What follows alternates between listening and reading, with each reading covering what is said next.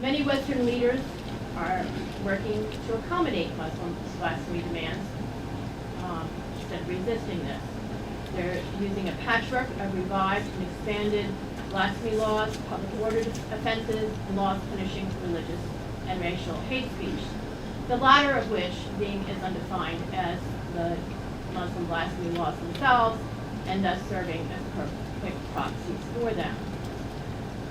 To be sure, Western democracies still subscribe to the fundamental importance of freedom of expression. Yet entities such as the Council of Europe has issued vague, subjective standards for hate speech, which state that with respect to religion, quote, there is no right to offend, that gratuitously offensive speech is not protected, and that within religious freedom, there is a new right of citizens not to be insulted in their religious feelings. And virtually all 47 members of the Council of Europe now have hate speech laws. The last 2 decades have seen growing numbers of Western prosecutions for negative commentary of Islam under such laws. Prosecutors in Finland, the Netherlands, and Canada have trawled the websites of anti-immigration advocates looking for evidence that Islam's prophet may have been mocked, or for some other anti-Islamic comment. And I should add Germany to that list too, because they have just decided to start looking through internet websites for just such a thing. The Dutch government has taken the added precaution of establishing a standing committee on cartoons to monitor irreverent treatment of Islam.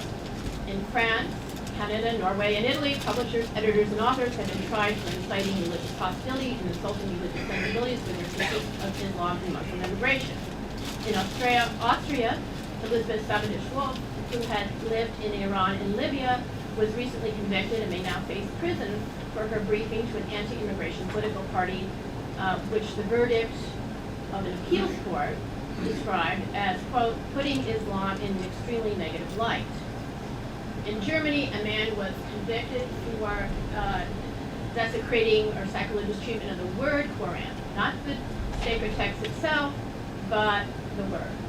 Despite France's laïcité system, which strictly separates church from state, or religion from politics, the national icon Brigitte Bardot, in her animal rights advocacy, has been convicted and fined 5 times under hate speech laws for denouncing Islamic slaughter practices, as well as for other derogatory statements. A Helsinki court ruled that an argument made by the defense in a Muslim blasphemy case was inadmissible because, quote, logic and so-called arguments of reason have no true significance in debating religious questions. In Australia, 2 Christian pastors were convicted at the trial level for criticizing Islam in a class for converted Muslims. The court there, Judge O'Higgins, stated that they, in pointing out the differences between Christianity and Islam, were only using we're ignoring, actually, the pro-Islamic verses of the Quran. They also said that the judge also found that Wahhabis are not real Muslims, so that was not a fair example. They were banned, by the way, from the court for ever citing the Quran again. Fortunately, in that case, the charges were eventually dropped on appeal. Although so far there have been few convictions, these laws and the cases they give rise to chill speech and are a measure of the diminishing value placed on society on freedom and fairness. And just this week we learned that London School of Economics has adopted a code a speech code saying that Islam must not be criticized in any context. Why has the West begun to criminalize speech against Islam? Largely it does so with the hope of buying social peace. It is fear that is driving this trend.